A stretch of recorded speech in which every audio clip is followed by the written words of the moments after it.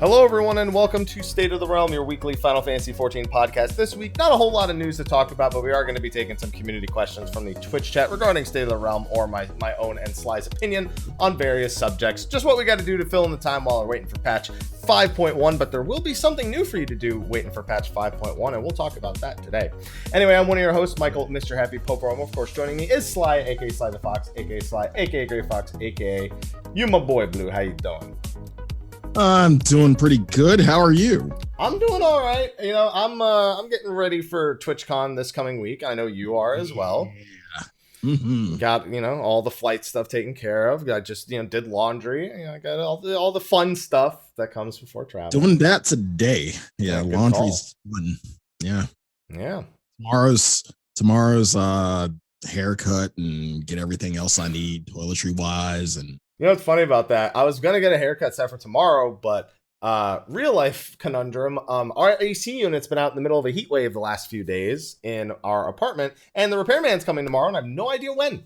So what I'm actually gonna do is, since San Diego is where I used to live, I'm gonna go to my old haircut place, which is walk-in only, no appointment, so I know I can get it done. I get a beard trim and a haircut in San Diego after I land.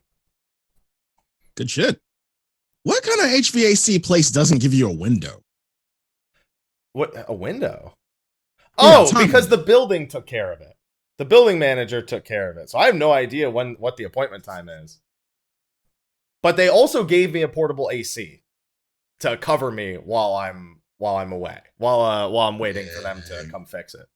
So that's good news. That's good news. But that's real life stuff. This is a Final Fantasy XIV podcast, and I'm going to be completely honest with everyone. We really didn't have much of a show prepared for today. Luckily, one bit of news came out because we've talked about so many things over the last few months. We have, even though we haven't done specific shows like Mog Talk does, great podcast, about specific roles or specific jobs, we have talked about them in great length across the various shows that we've had over several live letters and other shows in between.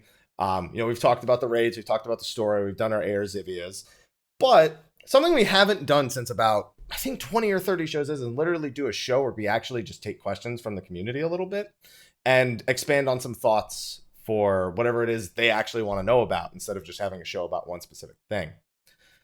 Before we do that, Sly, like I said, we do have one piece of news to talk about. Small piece. Okay. You and I have been so buried in other things waiting for 5.1 that, and I think it almost slipped past both of us. And until today, yeah. Well, it got announced today. They're actually bringing back the Tombstone of the irregular Tombstone of Mythology Moogle event, the one that they did leading into Shadowbringers. Yeah, and they've made some changes. They've made some adjustments to the way that's going to work. I'm sure you haven't seen the event details because I know you're knee deep. For every knee that's deep in Iceborne for you, it's a knee that's deep in Borderlands 3 for me right now. So, pretty much. Real quick, it's going to be taking place from Monday, September 30th at 1 a.m. Pacific Standard Time until the launch of 5.1. And it's the same general idea. You're going to be rewarded for completing certain content with irregular Tombstones of Mythology, and then you can spend those on a number of rewards, most of them old rewards from content that you may have difficulty finding people for nowadays.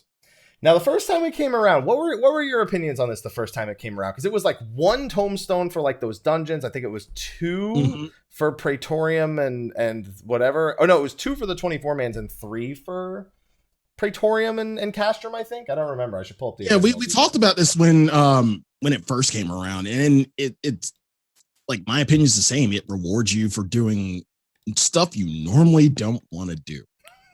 I love doing 1,000 Maws of Totorock, Sly. What are you talking about? Really? I mean, now with that, if you do speed run, I can get that shit done in 9 minutes, dude. I mean, unsync, yeah. No, I can do that with I can do that shit synced with 4 people. 2 dancers, a tank, and a healer, and you done in 9 minutes. Fuck that noise. Well, yeah, again, it just rewards you for stuff that you don't really feel like doing, but people are running anyway. Did they add anything new? So yes, actually, it's undergone quite some changes since the last time that we talked about it. The amount of tomestones of mythology that you get per piece of content and the content that it encompasses has been pretty widely changed. So first of all, the cheapest option in regards to obtaining the mythology tomestones this time around are all of the stuff from last time: Stone Vigil, Sunken Temple, Thousand Maws, Copper Bell, Tamtara, World of Darkness, Labyrinth, and Circus. All of those are worth 3. Whereas it used to be like Total Rock and Tamtara, like the dungeons were worth 1, and then the 24-mans were worth another amount. And then you had Praetorium and Castrum. That's the least amount you can get is 3. You get 5 for doing PvP. That includes all of them: Secure, Seize, Shatter, and Hidden Gorge. Now, what's interesting is Astrologos is not specifically mentioned here. Actually, well, it says Hidden Gorge. Yeah, Hidden Gorge. That's the... I think it means to say Rival Wings, because Hidden Gorge is just the one with the train. Yeah. Oh, that's right. After they introduced Hidden Gorge, they haven't put Astrologos back, have they? They replaced it, I think. Dude, I don't PvP enough, but I remember when they first changed it. Either. The Rivals Wing Q, it changed from Astrologos to Hidden Gorge. That might be why it doesn't show up there, because I haven't paid enough attention to that. But dude, five of these tomestones for PvP with the Garo event coming to an end in the next month or so. That's a pretty good time to hop on the PvP. Yeah, kill 2 birds with 1 stone. Exactly. Yeah. For anyone who doesn't remember, that's another thing coming to an end in 5.1, the Garo event, which was honestly an event, and I put in quotes, that we kind of just always took for granted and thought it would be there forever, because it just hung around without an end date for ages and ages. I didn't. I knew it was even in the beginning, I knew it was going to go away at some point. I just knocked it out early. I wonder why 5.1 though? Why now? After all this time, what gives the urgency of doing that? To make space for another event that's probably going exactly what I was thinking. So what other, what are we getting, the Apex Legends event? What's going on? Okay. What's going on? What's gonna be, what event are they gonna replace Garo with? What's gonna happen? Was that really the first thing you said? I mean, I could have gone Fortnite, but I literally stopped myself from saying Fortnite to say Apex Legends. No, I don't know. It had to be something from Japanese media, or I don't know. I don't know. Let's go back into my early college days when Fez first came out. Square Enix published that. Fantasy Earth Zero. That was a PvP only game, man. 128 people won that. Sounds exactly like our PvP. Well, except we have half that, but still, it's a lot of people. But yeah, 5 tomestones of a time. People are already talking about flooding PvP queues, because that's probably going to be one of the best ways to actually earn the tomestones of mythology, especially when you hear what the 7 and 10 options are. Right. You know what the 7 and 10 options are? I would take a wild guess. What do you think's worth 7 and what do you think's worth 10? Some kind of normal raid. No. There's something very obvious I haven't mentioned yet in regards to the rewards that should be a clear flag.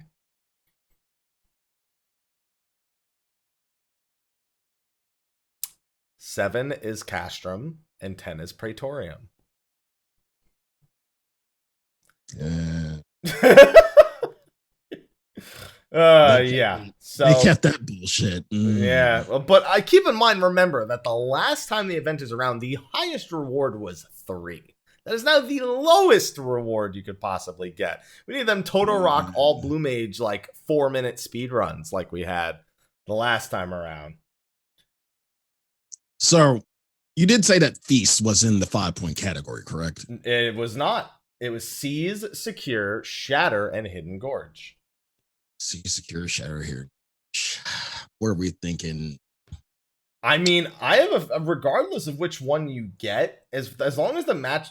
What's the clock like in PvP? Is the clock 15 minutes? That's what I'm saying. Like I'm trying to think of the time efficiency here. So PV, like 2 rounds of PvP versus like 30 minutes of Castrum or Praetorium, like 10 points in like maybe what 20 minutes versus 7 points for 30 minutes.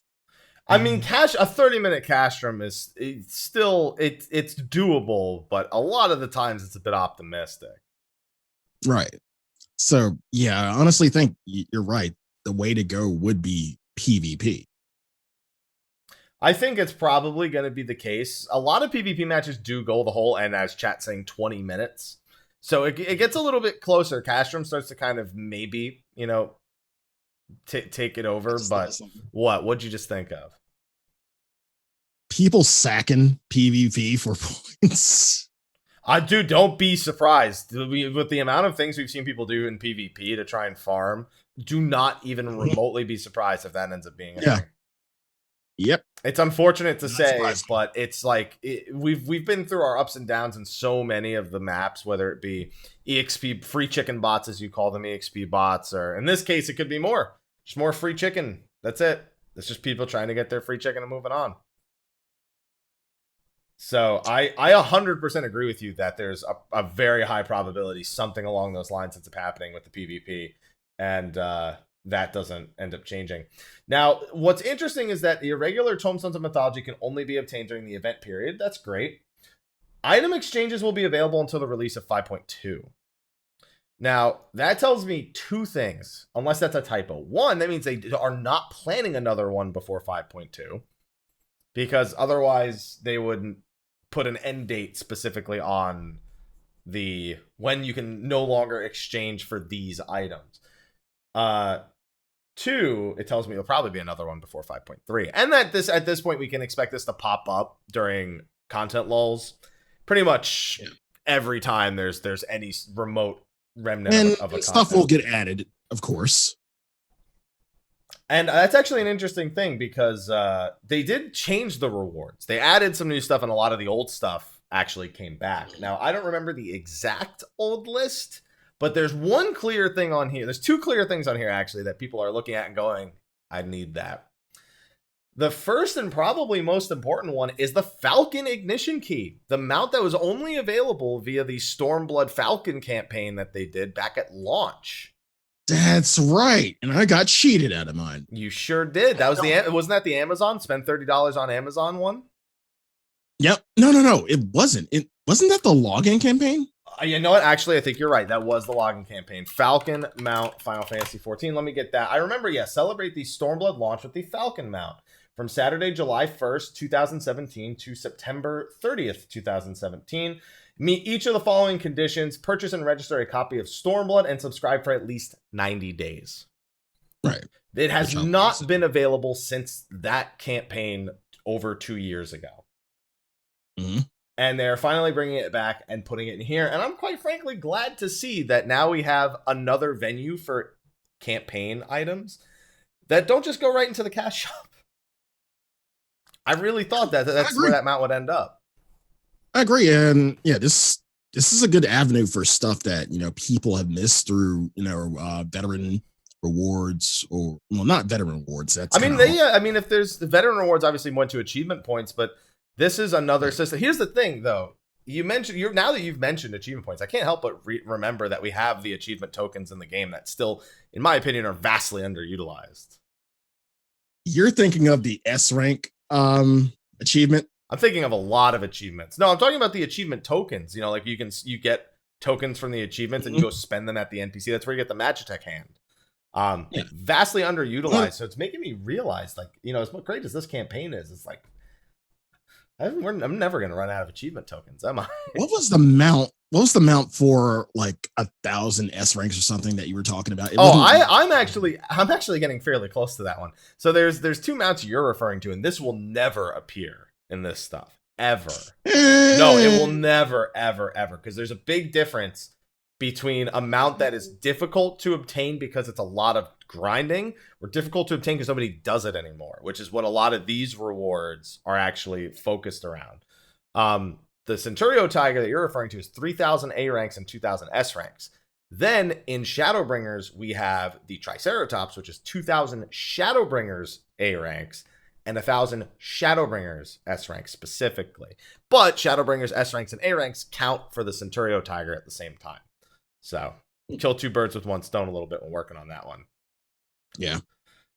Those will never be in this system, ever. Because they're all A ranks and S ranks. Every expansion they add, every hunt they add will count towards those old achievements. It's not like you have to go back to the old hunts, which can be a pain in the ass. That's what Blue Mage is for. Blue Mage is for allied seals, because they realize it's a fucking impossible to get anyone to coordinate on, a Realm Reborn A ranks anymore. And S ranks literally disappear that quickly, the Realm Reborn ones. So that shit ain't gonna happen. But yeah, so now you can get it, Sly. You just gotta do like 10 PvP matches, or like 5 Praetoriums, or like what is it, like 15, like 17 Toto Rocks. You can just do 17 Toto Rocks, Sly. I'll take the PvP. Thanks. Okay, if you insist. But I mean, you might need an extra 100 for this other reward. It is a Mama Shiba earring. It is the dog on an earring. Yeah, I know. It's exactly what it sounds like. It's the Mama Shiba as an earring.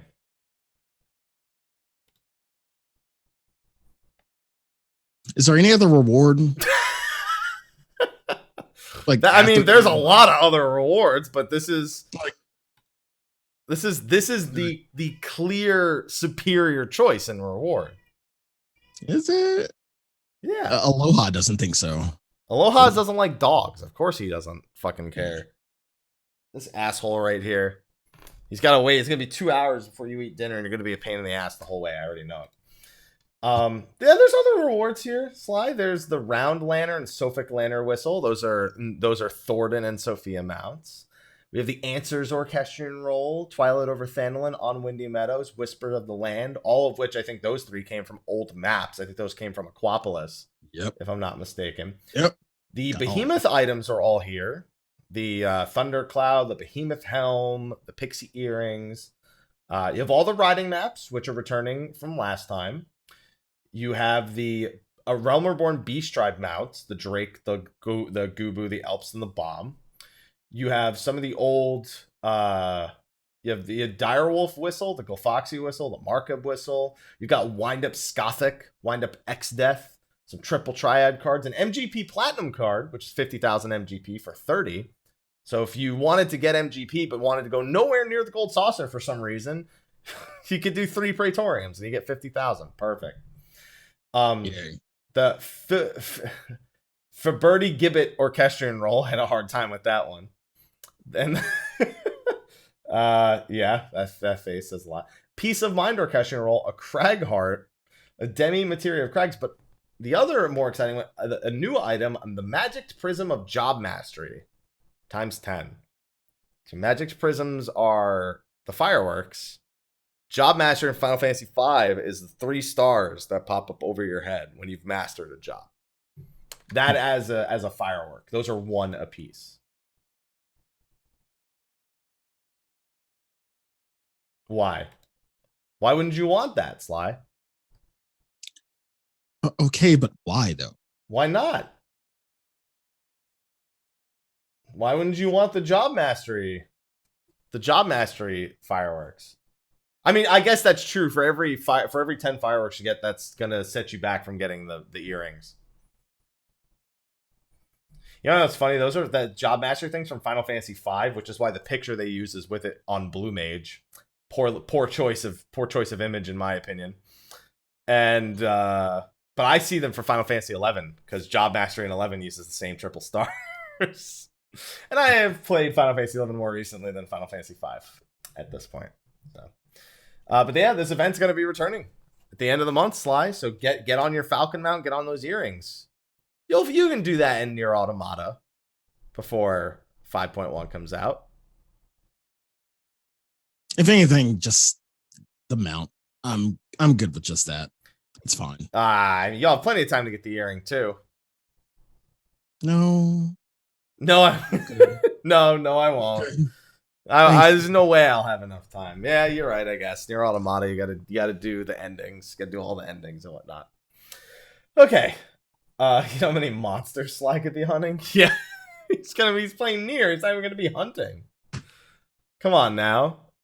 I mean, Rajang, yeah, you have Rajang in October. Yeah. October 10th. There you go. Yeah, you have a little bit of Rajang in a few weeks, so you'll be good with that. But that was really the only piece of news that happened in last week. I saw Reddit posts about discussion topics, but that was it. I couldn't find a single shred of anything. Nothing.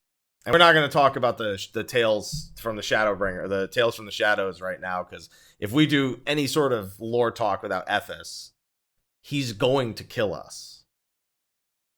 Or he's like, oh, you mother, I see you guys talk about lore when I'm not there. I guess it means you're really prepared for the next day of Zivia, huh? Oh, yeah. Yeah. All right. That's a pretty decent Ethis impression. No, it's not. It's the most generic impression. 7 out of 10. His voice is like, you gotta go deep. All right, Mike, listen. you gotta throw in a bit of I don't give a fuck in there. You know, like I can't be asked to express myself in there. All right. Chat says I sound like Ethis before puberty. Oh, yeah. What? I love it. I love it so much. But yeah, with that was like the only thing. Like, there was a high probability we didn't do a show this week, but because we're going to TwitchCon, I was like, you know what? We kind of had to do a show. We should probably just do like a 45 minute, because you know what's going to happen. Some shit's going to come out Wednesday, Thursday, or Friday. Like some like article or something that's like late from like PAX West or Tokyo Game Show. And we're going to be like, all right, fuck it. That's exactly what's going to happen. We're not doing a show while we're there, even though we're both there. We're not doing a show while we're there. No, hell no, dude. I can't get Sly away from the booze at those kind of things. It's not really like at Vegas. TwitchCon, you'll probably be all right. But there's actually not a lot of like great drinking places unless you like cross the street and like walk down a few blocks. And see, last year, it wasn't even, I mean, there was a hell of a lot. I didn't go last year, but last year wasn't. Yeah. Last year was, where was last year's? Last year was San Francisco, wasn't it? No, I don't know. I didn't go.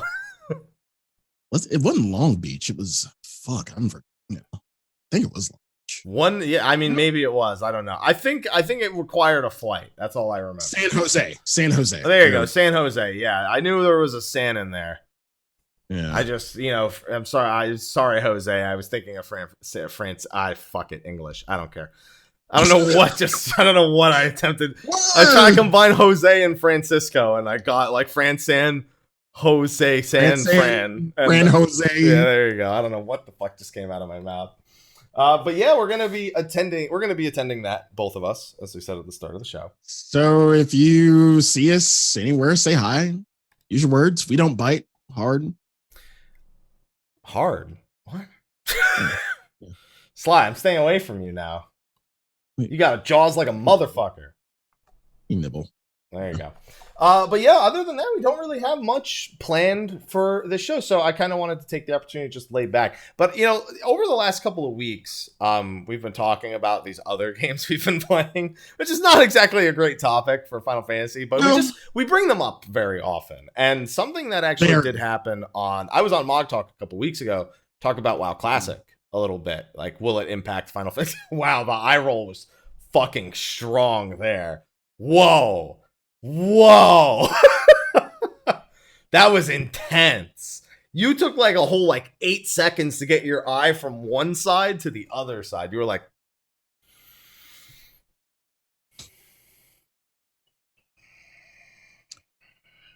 well, if this is going to be the topic, I'm just no. It's not going to be a WoW Classic. I was just using it as a precursor. Sure. Yeah. Are you sure? Because I was going to hop on Azure Lane and try to get some more boat waifus. So. No, I was just going to use that to segue into talking about, because obviously we're playing these other games while we wait for 5.1, but the question always becomes, what is 14 not doing that we're playing it nonstop? That's where it was going, not should we be doing WoW Classic shit? It's not that it's not doing anything. I mean, people are going to always have the urge to play something else. I mean, yes, 14 is love, 14 is life. But as gamers, there are a lot of other games we love. And there's only one of us. We can't split into two and go off and play both games at the same time. So we obviously make time for both. So it's not simply like, what is 14 doing wrong? Or just not doing. Yeah, it's not even, it has nothing to do with retention. We always end up coming back to the game regardless, no matter what. I'm on Iceborne, you're on Borderlands. I'm still going to probably be on Iceborne like indefinitely because they're just rolling out content. By the time you finish Borderlands, you're going to be hitting 14 and then maybe another game will come out. Indivisible, October 8th, Skullgirls RPG. Studio Trigger did the opening animation for it. Code Vein. What else? There's something else in October. Jesus Christ. I had to play Nier. And then fucking November gets here, Death Stranding and all the others. I don't care about that one. But anyway, their controller looks like their game mechanics. It's piss. Just on State of the Play today. I have a feeling that you had to reach really far for that. No, their control. Everyone's calling the controller it's a piss controller. I've seen it. It's piss yellow with a baby inside. Yeah, and he literally, the last gameplay trailer got, he was pissing. It was a game mechanic. Terrible. Fucking terrible. I didn't make the game. Don't blame me. All right. Yeah, there's Dragon Quest XI S, which I'm not buying because I don't want to. I don't want to. I want them to just update the one I already own. I don't want to buy a new one on an inferior machine. Sorry, Switch. Even if you have a 2D mode, I really don't care at this point. And an actual soundtrack at this point. It's not doing it for me. I'm not buying it on Switch. Sorry. Anyway. Yes, that's what I'm saying. I'm just saying I get that question all the time. That was like the first community question I kind of wanted to hit because no one has to ask us specifically, but the number of times we get asked in a given day or week. Hey, when are you doing 14 today? When's 14? And I'm just like, yo, listen, man, I'm just chilling right now, dude. I'll see you in 5.1, man. Hey, did you quit 14? Did you quit? Yeah, dude, I get that one day. Dude, I could play it the same day and then an hour later switch to something else and then it'll be just like, did you stop playing? No, I didn't. Yep, sure did. Going to do Mythic Plus and WoW. Yeah, that's what I'm doing. That's in fucking retail. Nobody gives a shit. No, that was my response before fucking Classic came out. Oh, okay. Well, now you have to say Classic. You got to change it. You got to be like, dude, I'm ganking scrubs in Stranglethorn Vale. That's what you have to say now. I'm camping the rebel camp in Stranglethorn Vale. Do any of those words have any meaning to you? I just hear Greek. All right. Okay. All right. Sure. Yeah. Euros. Okay. All right. Perfect. There you go. Perfect. God damn it, Sly. And with that, I do want to open up the opportunity for people who are live here in the Twitch chat. If you have questions about Sly and I's preference in regards to something with Final Fantasy 14, as it is a 14 show, I'd like the questions to remain on topic. Thoughts of things to come. If it's something spoiler related, fuck it. Ask me about Monster Hunter. I don't give a shit. No. Sly, come on. Sly, I will say this though. I have a question for you. People are still mulling over the idea of another Monster Hunter collaboration for 14. We were talking about that shit last night in Monster Hunter. I'm so glad you bring that. You want Rajang? Is that who you in 14 with the giant monkey? I don't want him in World. Why the fuck do you think I want him in 14? Hell no. No. Just no. Tracy Morgan, no. No. I'll refuse. No. There you go. Yeah, I get that. Oh man. So yeah, but you have to have another want.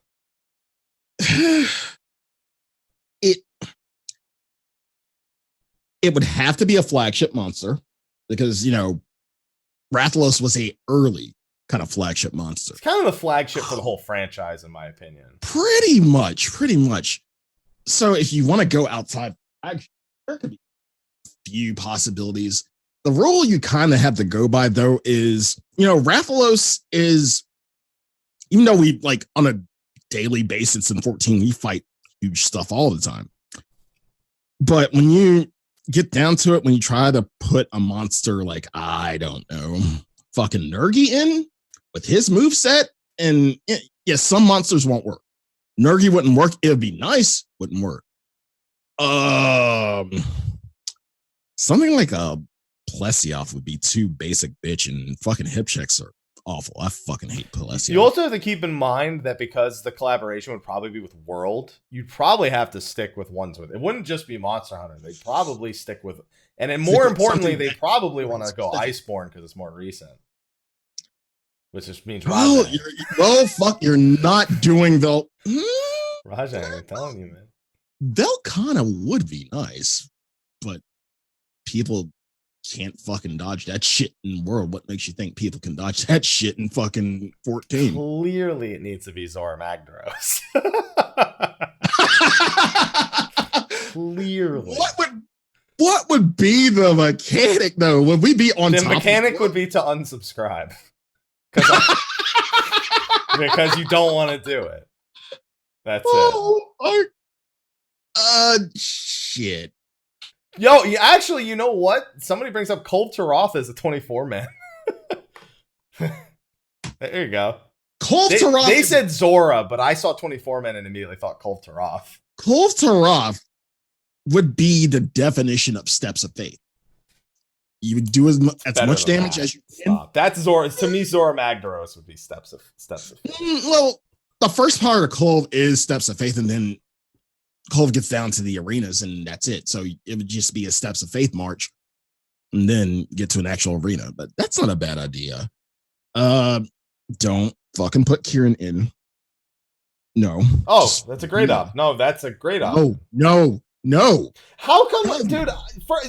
Okay. Figure out an answer, because there's people asking questions. They're supposed to be their time.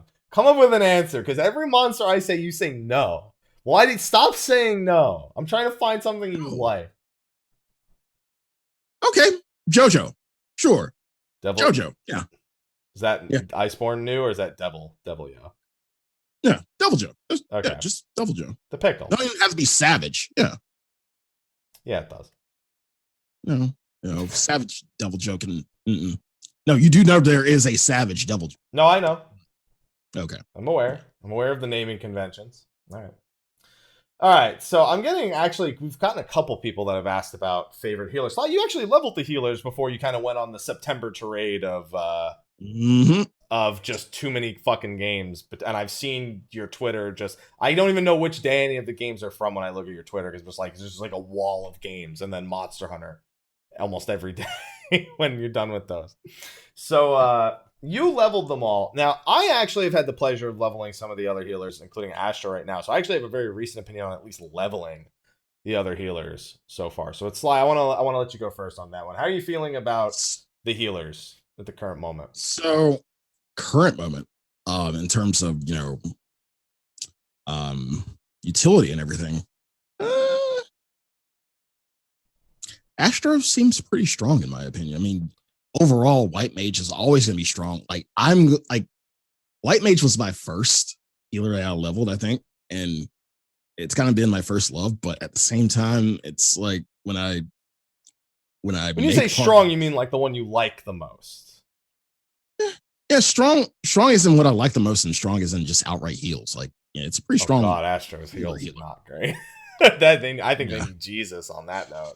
They need Jesus. Well, Nocturnal needs Jesus at the very least. In terms of utility, see, it's when I make a party. Oh, not this again, Sly. When I make a party, I'm kind of thinking about locking out fucking fucking white mage, but I'm like, it's so strong in terms of heals, but at the same time, I like. You just want the fucking card. We've been over this like 3 times in the past month. You just want everyone to give you cards and fucking everything. You greedy. You greedy. You so greedy. Okay, and yeah, you got me there.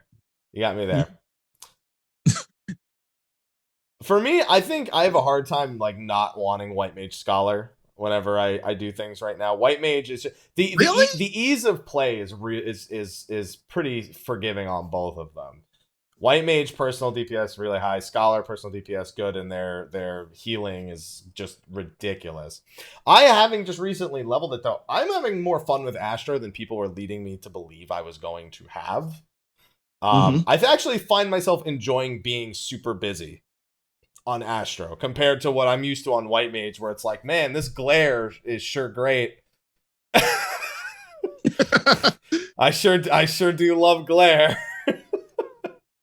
I think I play so much White Mage and it's so easy that when I'm on Astro, I'm like, I'm so stimulated. I don't even know what I'm doing. But it's okay. That card, that person, that person, that card, that person. Oh shit! I think I clicked my TCD. Fuck it. Pressing buttons. Yeah, that's Astro.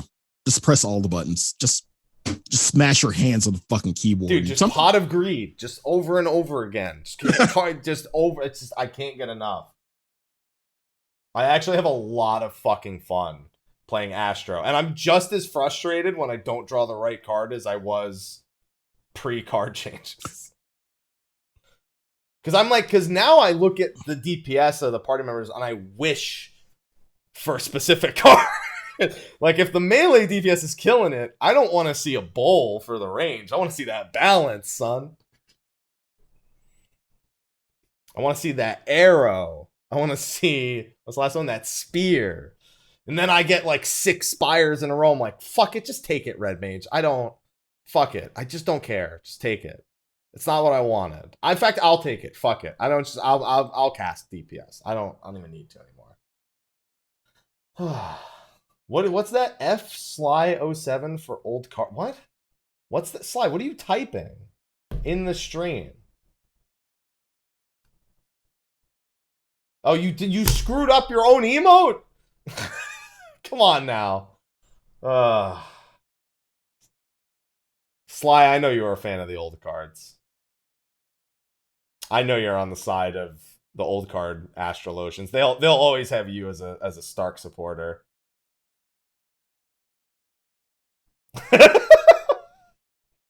Hey, Sly, if it makes you feel any better, I'm mostly doing that during the 24 mans and leveling roulette. Because otherwise I got my trusts, who I use a lot, because whenever a hunt train starts, I'm like, ha, see ya. I'm out of that dungeon ASAP. But I had a lot of fun leveling Astro. So they said they're buffing Nocturnal Heals in the next patch, which chat's already providing feedback saying Nocturnal, like trying to go White Mage Astro is not great because Nocturnal doesn't perform as well. So it's good to hear that. But yeah, I don't know. I just have a lot of fun playing Astro. White Mage, I just like Holy and like Glare. But Astro, I'm like, I have to use my brain. A little bit. So, Vay has a really good question. If Ethis is nostalgic for King Flurry and I'm nostalgic for old Astro cards, what are you nostalgic for? What are you like old man happy back in my day? 2 things, and they're going to be on a job you may not expect. Okay. I miss Flaming Arrow and Wide Volley on Bard. What? Really? I would trade fucking what we have now for Wide Volley any day. I hate conal AoEs so much. I would, and Wide Volley was a great animation, and it was a better ability.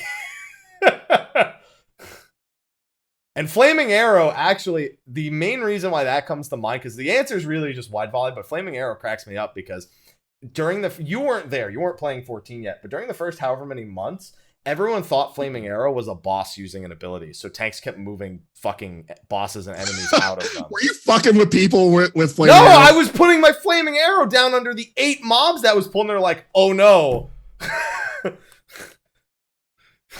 Oh, I gotta get out of that. I've never seen that before. So yeah, Quick Knock. I would trade Quick Knock for. I hate Quick Knock. I don't like the animation. Sucks. The ability sucks. It's good now, like as a reset for your AOE, but like fuck that. I want wide volley. Okay. I straight up enjoy Bard in dungeons 20% less because I don't have wide volley. So I take it. Because on Dancer, I don't have any fucking conal AoEs, and it's great. Fucking hate conal AoEs so much. So that's my answer for anyone who may have been wondering. And it seems like a lot of people fucking agreed with me. So you are all people of fine tastes. You are cultured individuals. People of culture. You are people of culture to truly feel that way. Yeah, I'll give Machinist Granado shot back too. Fuck conal AoEs. I hate them. I'm down. Get rid of all conal AoEs. Overpower? Fuck it. Make it a circle. I don't care. Or just get rid of it and make their second part of the combo for a Mithril Tempest. Just make it Mithril Tempest and like something else that's a circle. You know what? Make Mithril Tempest the level 8 like AoE for Warrior, and then make the original Steel Cyclone animation their second part of the AoE, and then just, fuck it. Because if I don't get I just want it back. All right.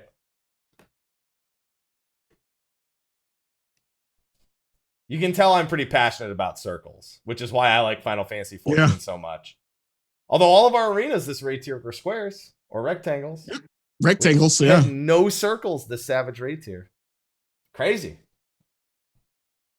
Oh, don't make fun of Mithril Tempest. It's a circle at least. It's a circle at least. All right, let's see. Here we have another one. You guys brought up a few crossover events already, but what is one crossover event you would love to see added in the future? I know what my answer is. SMT! I knew it was coming with the fucking dick chariots. I knew it. No! Fuck, it doesn't even have... I'm not asking for more, but just general SMT. Lucifer. He wants dick chariots. Oh, Lucifer, any of the angels, like any of the archangels, like anything like that. Like, or just basic bitch demons. I don't care. Day one pixie, sure. If you do an SMT event, you have to put pixie in. Because of Ilmeg. But yeah, like, Okay. Yes, Satan.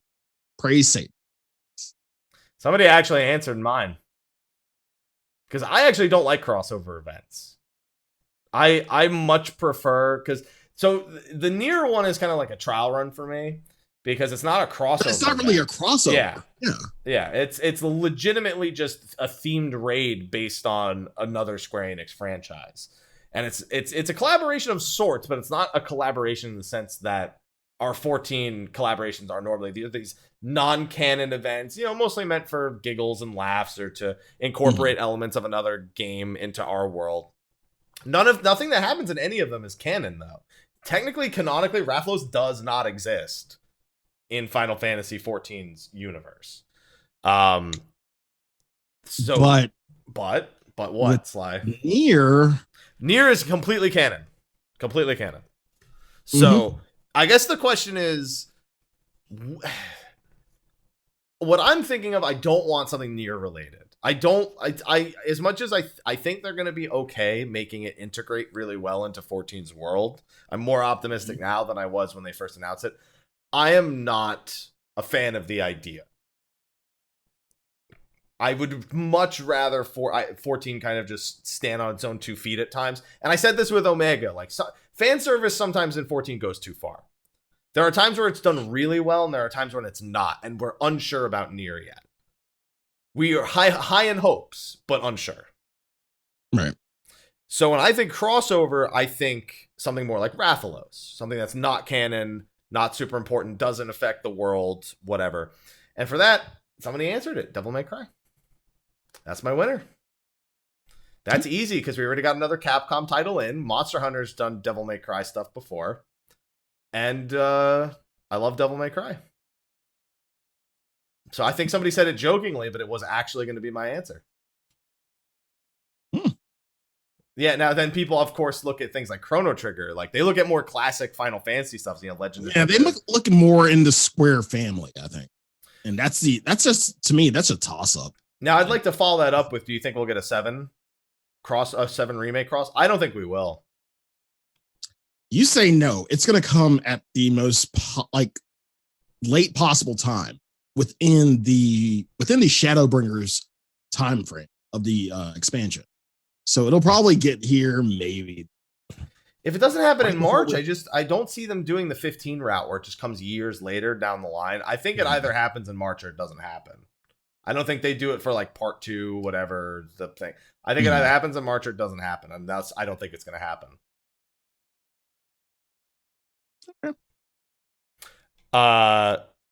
I would like to. I was going to follow that up with something, but then you threw me off there big time. And also, there's some other unknown titles. I'm wondering how much they're going to use it to promote other upcoming titles. Because right now we know there are 2 unknown titles.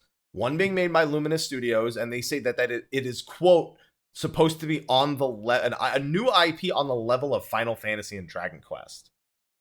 That's a fucking bold statement to make. Very.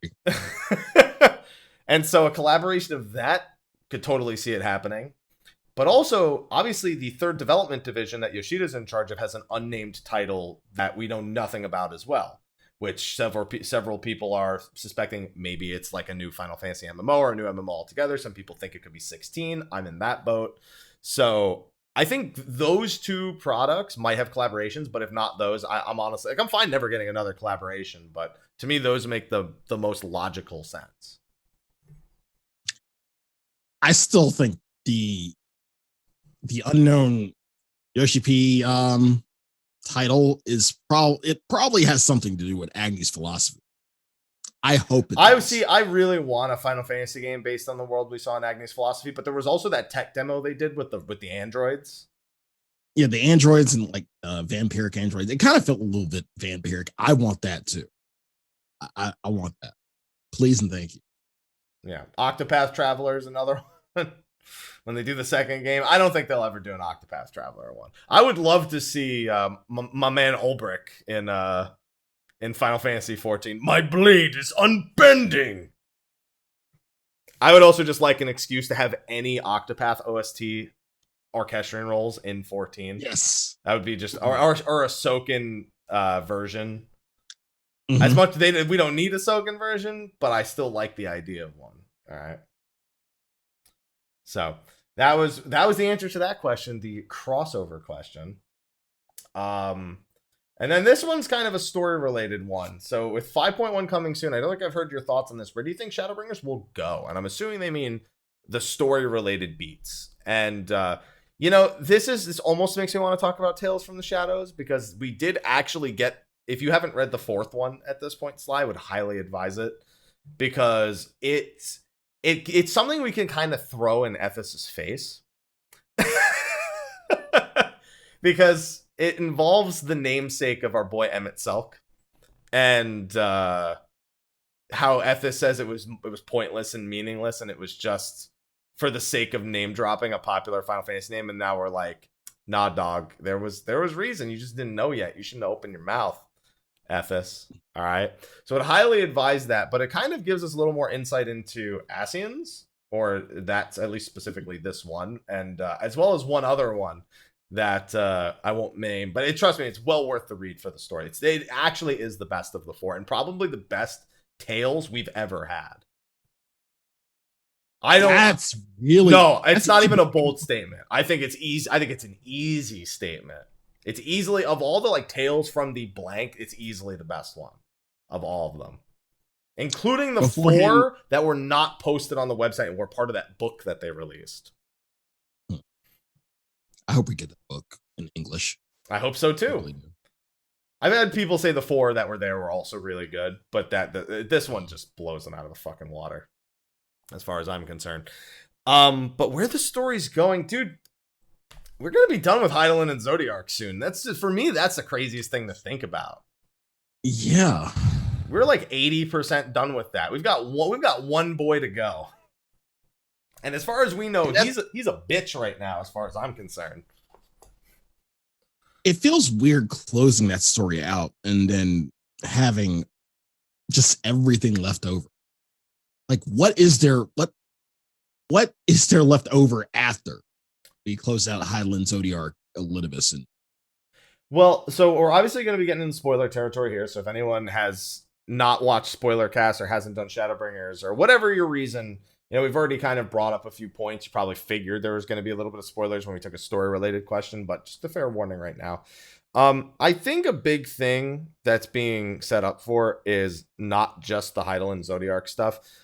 Clearly there was something else going on with what we learned in 5.0. As I called them during Erisivia, the rumblings. And the source of those. There's clearly something bigger at play. We now know there are other stars and other, I guess, almost galactic threats in the form of the dragon, what was the dragon star, as well as wherever Omega came from. are we pulling a Borderlands 3 and going to other No, stars? I don't think that ever happens. But I think that looking at Zodiark and Hydaelyn and seeing that chapter close and not thinking there couldn't be something else that is, a game changer. I think it's hard to imagine what it would be, but I think they've opened enough doors at this point where introducing something is not out of the realm of possibility. And I think that's where I think the source of the rumblings that caused the Sundering, or that led to the events known as the Sundering, just based on the domino effect that it created. I think that's gonna be a major element that's gonna be explored more probably in 5.1 through 5.3, but also going into the expansion. Because that's what the effect that had on the Ascians or on the Ancients. But what would a similar effect have if that happened now on the source? Would something else trigger?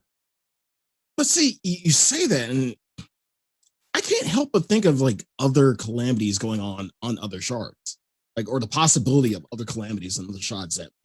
Well, the whole point is that calamities are caused by Ascians. If we close out the Hydaelyn Zodiark plot point, then theoretically speaking, we don't. I mean, it's not like bad things won't happen, but there's nobody to rejoin anything if we've resolved all of that. True, but these are Ascians, so you never know how many pots they have their fingers in. So who's to say that Elidibus hasn't already started working on another shard? He's fucking got to be doing something, because that guy's been a fucking worthless sack of shit for 4 years.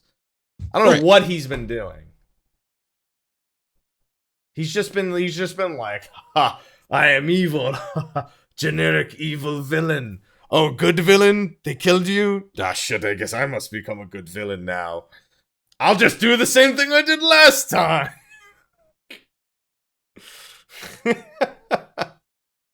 He needs to do something, dude. Elidibus needs to show us that you can cut loose, because that motherfucker's lame. All right? I hate to say, he was really cool in 2.1 when we didn't know any better, and now we're like, dude, that guy sucks. He's a bitch. Watch, we're gonna come to regret that fucking statement. And give it a year from now, we might be regretting that. He's a bitch. I feel some people thought the same about Emmett, and now he's like the numero uno, most requested villain spot in all time. I don't know. Yeah, dude, Elidibus is just gonna post on the Party Finder, looking for group Warrior of Darkness needs 7 Warriors of Light. That's it. He's gonna make that Warrior of Light fellowship in 5.1.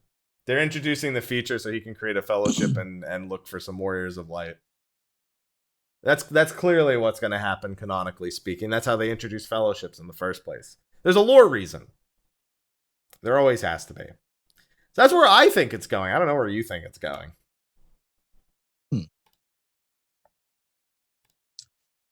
Well, beyond the whole Hydaelyn Zodiark thing, we still have, meanwhile, at the halls of justice back on the source, like we still have everything that's going on, even though the eighth calamity has happened, quote unquote, and we're getting all these stories from the eighth calamity.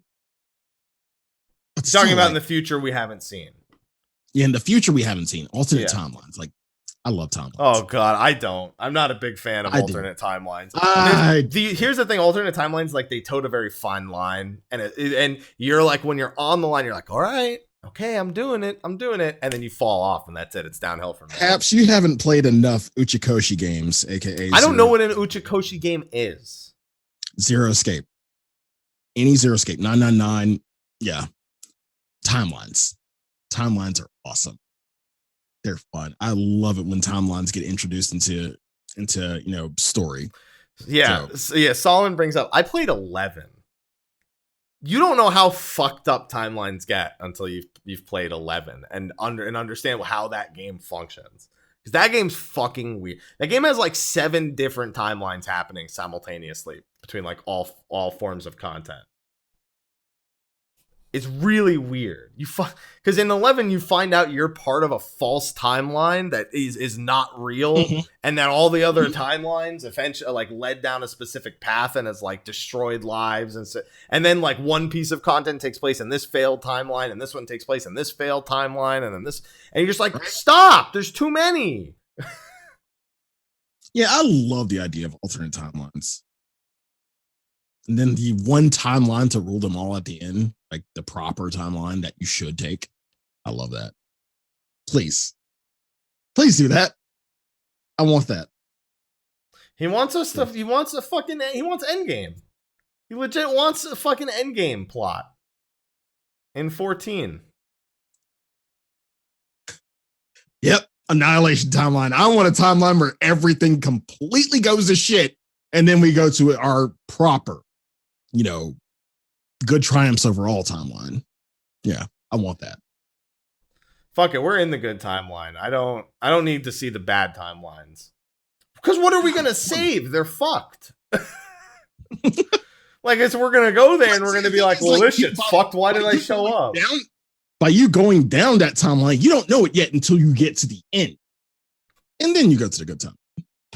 Yeah, 1.0. Yeah, you're right. Timeline. What?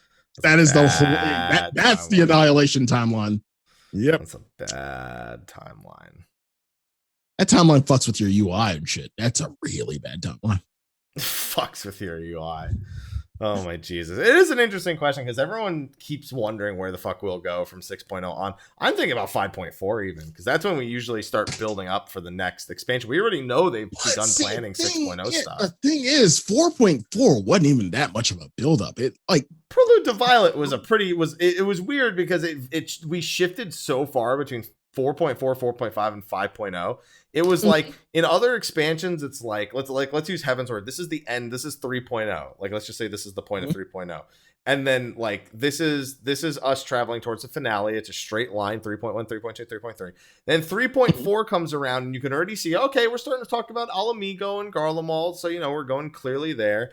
Oh, and then this event takes place and that causes an immediate conflict. And now we're, more directly dealing with the Garleans. Or like, it makes perfect sense. And then you get like Stormblood and you get, 3.1. You're just like, it's kind of like this for 3.1, 3.2, and 3.3 because it doesn't know where the fuck it wants to go. But then we get to 3.4 and it's like, oh, cool. Garleans are going to be a threat. All right. I think I can see what's going on here. And what the fuck? And then it just goes off. Like, it just completely went off the rails compared to where we thought it was going.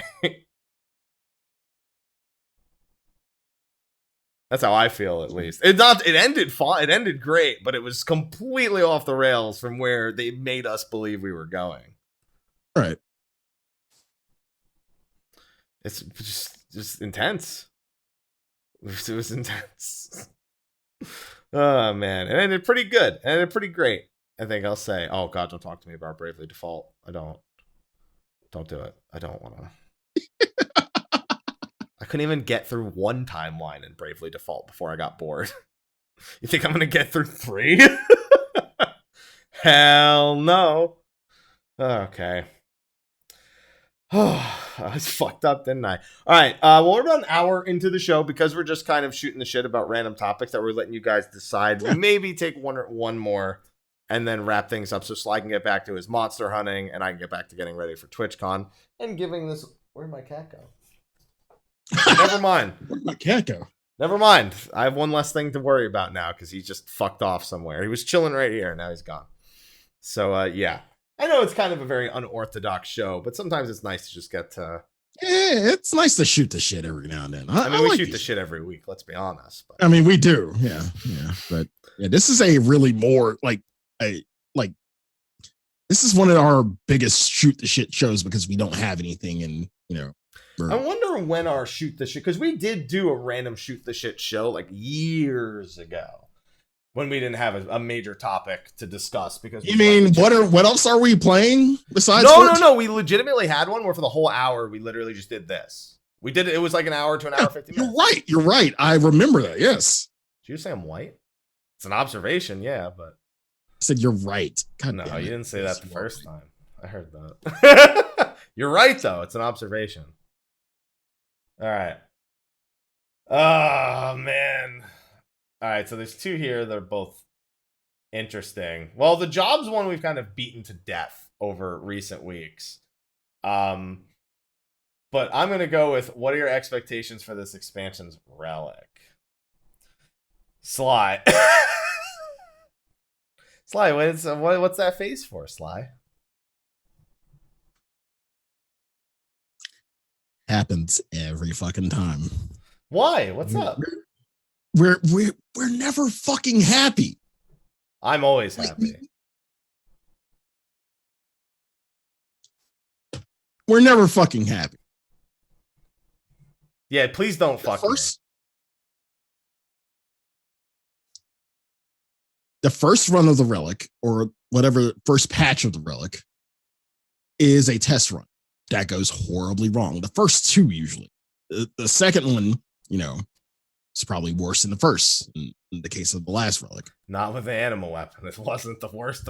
Actually, I guess that depends. Are you talking about the first two patches worth of it, or are you talking about the first two steps? First two patches worth. Okay, because the second step of the anima was terrible, but the second patch of the anima wasn't very hard. The second yeah, I guess that's true. It was sands. No, the fucking step, the second anima step in 3.15 after you collected the crystals was easily the worst. Okay, I can give you that a little bit. All right. I can give you that a little bit. But yeah, you can introduce a new relic. Say, you're doing this. And it sounds good on paper. But once we get it in our hands, it always fails. Or it comes it's not widely accepted. Be the proper phrasing. So I feel like, to me, whatever they do with the relic doesn't matter because it's gonna get tested out in the first step or first and second step, and they'll use all that time to correct it in the third and forward steps. So to me, whatever they do with the relic doesn't matter because it's not going to be accepted when it gets implemented. I think that's kind of reflected in their statement because they were like, oh, we did for the 2.0 and 3.0 relic, like, oh, we just did the same thing. We didn't want to do the same thing again. And then we did Eureka, and they were like, oh, but now there are people that want the old version back, but there's also people that want this kind of version. Now we don't know what the fuck to do. Mm-hmm. And so maybe they do a mix of both. Maybe it's all lean towards an exploration zone. Maybe it's entirely like the old one was. I kind of like the idea of a mix of both. I hope it's the direction that they go because I really, really enjoy logging in and almost everyone around you having at least a weapon they want to work on. And you literally just make a few roulettes, maybe run a few 24-mans, maybe run some maps, and somebody's making progress one way or another. And everyone just kind of wants to do anything and everything that just isn't the same thing over and over again. Okay, so what you want is, one, a mix of, an excuse to utilize old content. Yes. But something new as well. Something that kind of that. So you want something that uses both something new, like pushing Eureka with old content. So giving you options, basically. I like options. You want options. Okay. I think the big thing is, whatever the next exploration zone is, I want it to stand on its own 2 feet without a relic grind being the only thing that gets you in there. And I think Baldesion Arsenal and Elemental gear and stuff kind of showed a way to do that, but it requires a lot more time and effort, and I question whether or not they would do that. Because I'm not going to lie, having a relic is time and effort. So you can't really... Well, certainly time. Okay. My brain goes completely to 0 during relic grind, so that's not effort. If my brain is on 0, there's no effort involved. That's just time, as far as I'm concerned.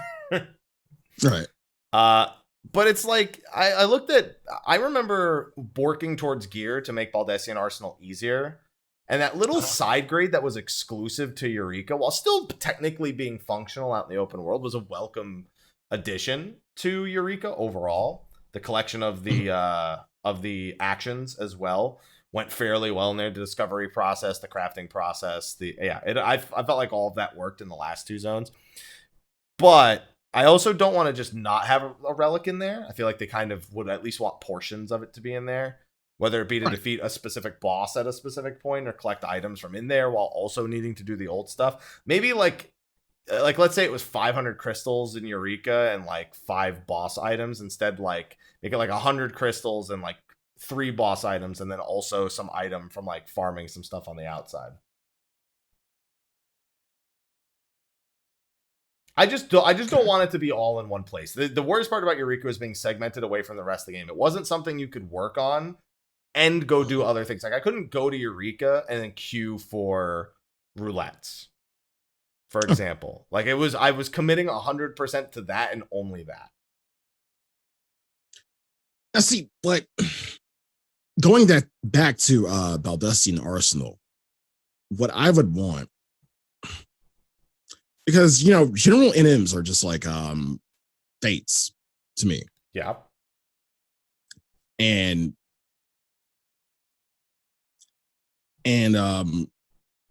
again, there was a particular NM that affected something within Baldesion Arsenal. He sure did.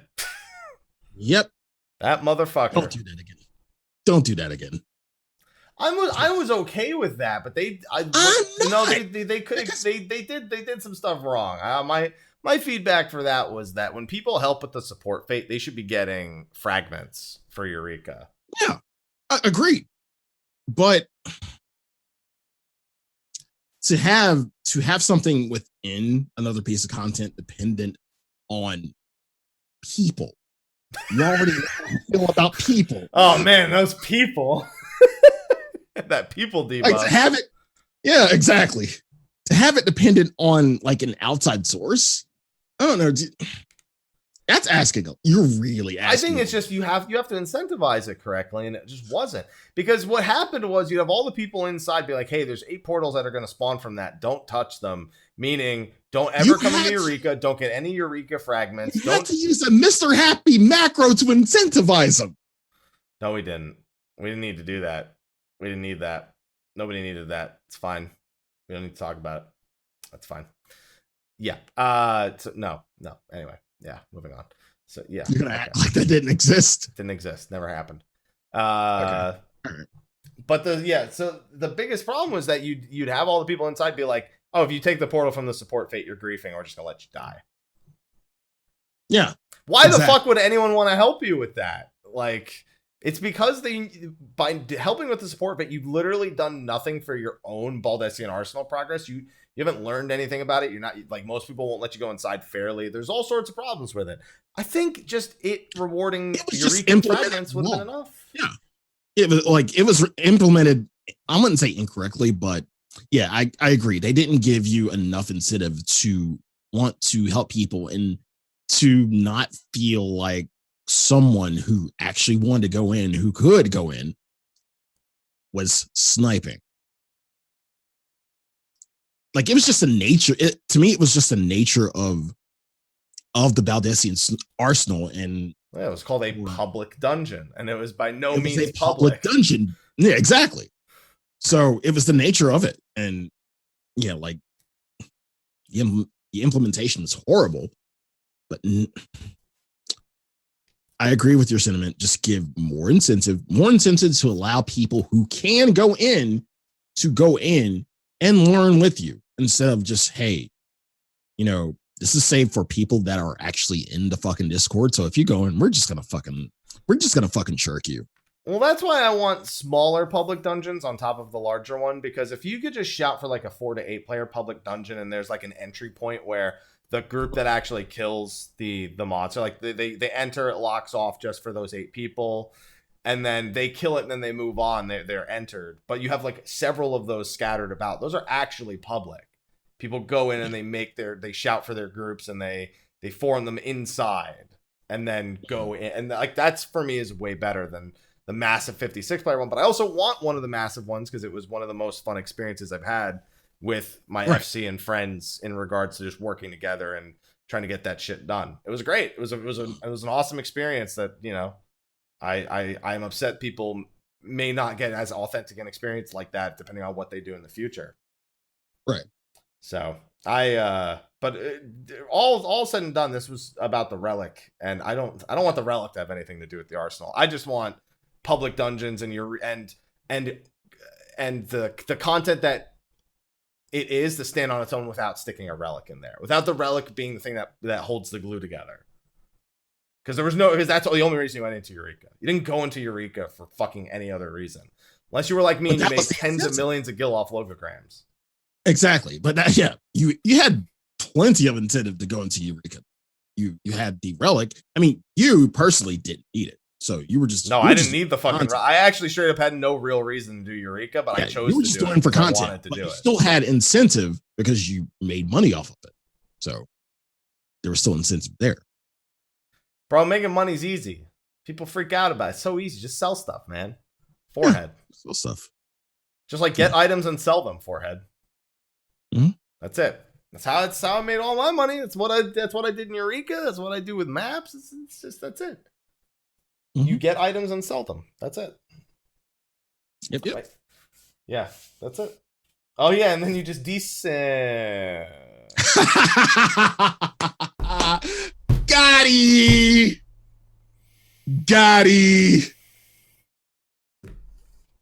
Oh boy. Come on, son. Why you gotta do it like that? Speaking of which, last talking point before we wrap things up for the short show this week. All right. Potion. God damn it. Potion. All right. Potion. When the fuck is our next live line? They haven't made. I was really surprised we don't have a fucking day on it. It's literally got to be the 19th or like the that's the what 9th. I'm thinking. Or the 12th. It's got to be the 12th or the 19th. But they haven't told us which one. 19th. I'm going down for 19th because I'm thinking the patch is the 29th. Yeah, that's what I'm thinking. 19th or the 20th. That evening / morning. Yeah. Yeah. I just wonder why they didn't say anything. Normally they say when the next one's going to be. So I was just really surprised. We do know they're super busy, though. They did say they didn't do the 14-hour broadcast because they were going to be crazy busy between preparing for 5.1 Tokyo Game Show, PAX West, and... Do you think they revisited it or they just completely scrapped it for the year? I don't think they do it again. I think next year is going to be the same thing. I don't think they're going to do it again. Okay. I think the 14-hour broadcast idea is come and gone. Because next year, guess what's going to be happening? PAX West, Gamescom, and Tokyo Game Show. They're all back-to-back every year. Mm-hmm. So I think the 14-hour broadcast, but the tales we're still going to get, and that's all that matters to me. Listen, I love Takai torturing himself by grinding for 10 hours straight, but other than that, I can't really enjoy the 14-hour broadcast, so it's really hard for me to want it back, because again, it goes back to like the Yokotaro interview when we talked about it last week, is it's hard. Kind of hard. Yeah, this is the language barrier. It's hard for me to want something that has such a barrier when I could just wait for the formal stuff that we already have. Right. Yeah, and next year they'll be preparing for FanFest too.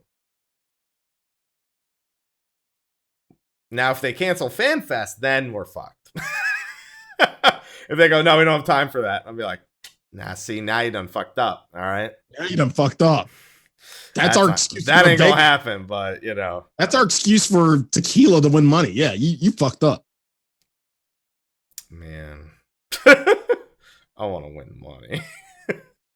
You did. Shut up. I didn't. I won it, and then you gamble the winnings so you can hang out the whole weekend. But if I win at FanFest, I don't need to keep going because I'm at the convention. It's different than a vacation in Vegas where I'm still in need of entertaining myself. I can't be like, well, guess I'm done. I'm going to just go sit in my hotel room and sit on this fucking ticket that I'll cash out on the last day. Sure do love Netflix while I'm in Las Vegas. I mean, yeah, I'm going to be doing Netflix when I'm in San Diego. I'm going to be getting my fucking haircut and a beard trim. That's all I'm going to be doing. Exactly. Netflix in Vegas. Yeah. That sounds like a venereal disease. Put that on a shirt. Put that on a shirt. Netflix in Vegas. Yeah, put my quote on the back. That's a venereal disease waiting to happen. That's what I'm talking about. All right, with that one, Sly, I know you want to get back to your monster hunting, and I need to go find my cat. You're just chilling? Yeah, I mean, that's what we're doing, but we don't need to chill for 2 hours straight, Sly. I think most people agree that we don't need to. This show does not need to be a 2-hour show. It's about 1 hour, 1 hour 15. We're at 1. Yeah, we kind of. I'm kind of proud that we stretched it out to damn near an hour and a half. Yeah, I'm proud. Sly, we like talking about 14. It's a solid reminder that when 14's in a lull doesn't mean we don't love it. It just means we're the average consumer who just wants to play another game that just came out. We didn't quit. Fuck. There's a lot of shit I want to play. I didn't quit. God damn. Hey, Sly, did you quit 14? Yep. Are you a monster? That's it? You're Monster Hunter only now, huh? Mm-hmm. Yep. Quit for Monster Hunter, man. That's it. And I gotta get the MR. Yeah, I quit for Borderlands, right? That's how it works. Exactly. Yeah. Chat.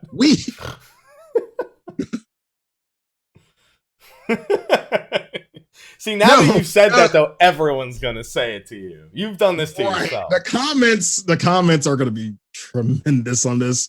No, the comments are gonna be like, "Man, such a shame that they quit Final Fantasy 14, and this is the last show. Guess we'll never see it again. It was a good run." Just copy paste that and comment it like all over the place, and then wait till they get to the end of the show, and then they'll understand. Yeah, I didn't quit for Monster Hunter. I quit for Gacha. I quit for Azure Lane. Let's fucking go. I need my boat waifus. Yeah. Mm-hmm. Well, it's either boat waifus or dick chariots. You were one or the other, as far as I'm concerned. That quick look. God damn it. There you go. All right. So with that, ladies and gentlemen, we're going to wrap up the show. But before we do our sign-offs, you know the usual. We have our sponsor for the show, Steel Series, who does a free giveaway every month. You go to the YouTube description of the video and click the link there. There will be a Gleam link where you can enter. I've been using Steel Series products for years. I've been sponsored by them for years. And I'm having a good time thinking about changing my Apex M750 up for an Apex Pro because it looks a little bit more comfortable on my wrists. And that's where I stand right now. Also, because I spilled coffee on this the other day, and I could probably use a new one because it's covered in Aloha's hair anyway. Wow. Yeah, I took every key off, cleaned it, and it's still really hairy. There's a lot of Aloha hairs in this. Yeah, he does tend to like hop up on there and just. He sure fucking I have like one of these. I got this little like pen cleaner. You like scrape it off under the thing, and then you can brush up the little dust right here. It's literally what this fucking the coffee did a better job of cleaning it out there instead of the fucking thing that I actually use it for. But with that, don't spill coffee on your Apex M750. It'll go much farther than mine did. Now it's just a little crunchy sometimes when I press my enter key. As far as I'm concerned, it's high on caffeine.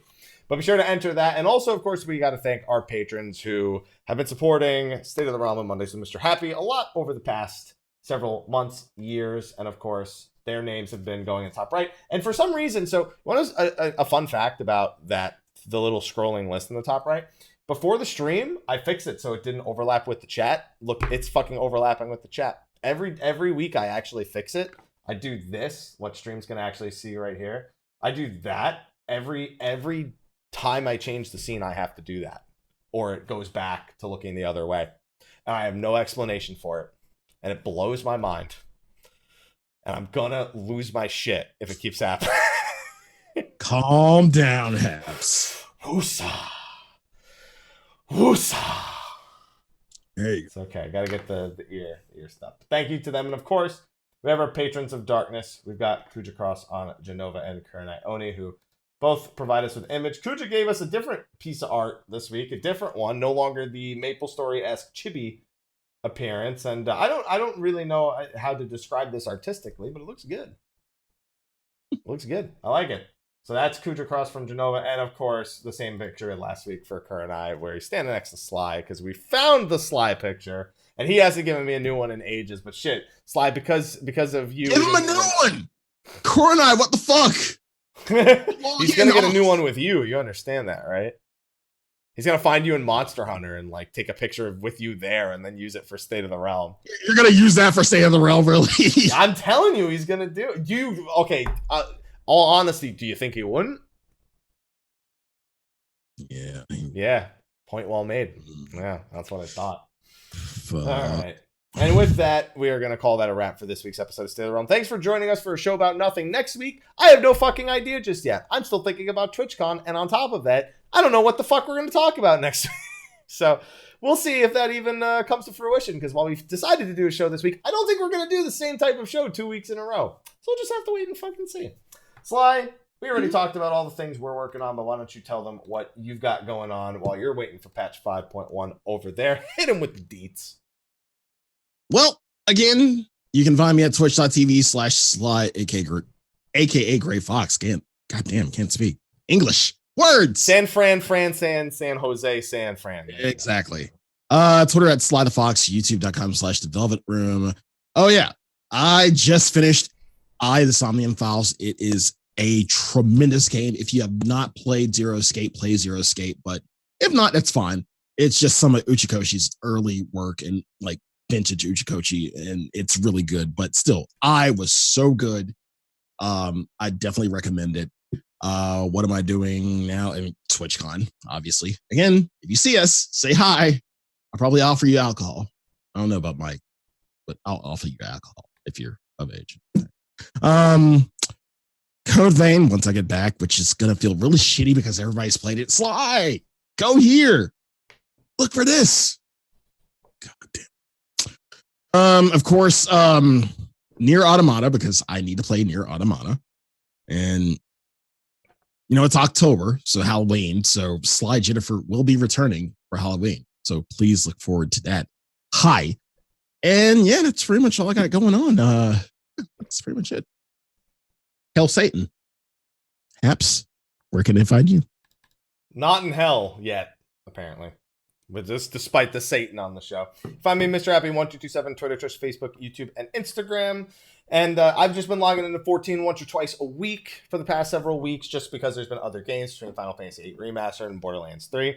Indivisible comes out October 8th. That'll probably be the next title I pick up other than Borderlands 3. And that is going to be a game that is made by the people who made Skullgirls. And the intro cinematic for it, the animation, was done by the Trigger Animated Studio, or Studio Trigger, as I think the official Twitter was called, which I'm not an anime person, so I don't have much of a reference point, but I think you would know. They did Gurren Lagann. They did Promare, the new movie that came out, Kill la Kill. Kill la Kill. That was the one everyone kept referencing when we were watching the thing in the chat. Yeah, I don't know what they've done. I don't keep up with all that, but it was really good. So I'm looking forward to it a lot. You know, because it's an RPG, it's a platforming RPG with a very Valkyria profile style combat where you have to stop your attacks midway through after your ATB gauge is done and block oncoming attacks. It's cool as shit, and I've wanted it for the last 2 years, and I can't wait for it. Oh, that and Code Vein both. Man, too bad those come out within a week of each other. Right? Yeah, well, that's always the thing. But in the meantime, I'll probably just be grinding up Guardian ranks and working on new builds in Borderlands, because I am Guardian rank 148 and I have no signs of slowing down because I'm a sicko. I don't really know what else to say because I've been playing Borderlands 3 way too much. I'm almost done with my Amara build, Sly, and man, dude, I wish they would buff the melee build because you have to go the Ellentill. That's probably your best bet. I mean, yeah, I have to, but I don't want to. Sly, listen, let's before we end the show, let's listen to this shit right here. All right, this is how I've been going. Right. I've got, and somebody actually gave me the items I've been hunting for the past 5 days today. Like I traded them for items that I needed.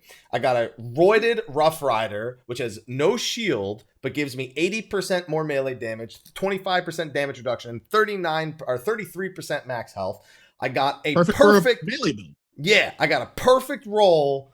Rope-a-dope Solitary Breaker, which gives 100% melee damage, 29% damage reduction, and it rolled 50% melee damage, which is the maximum roll on that.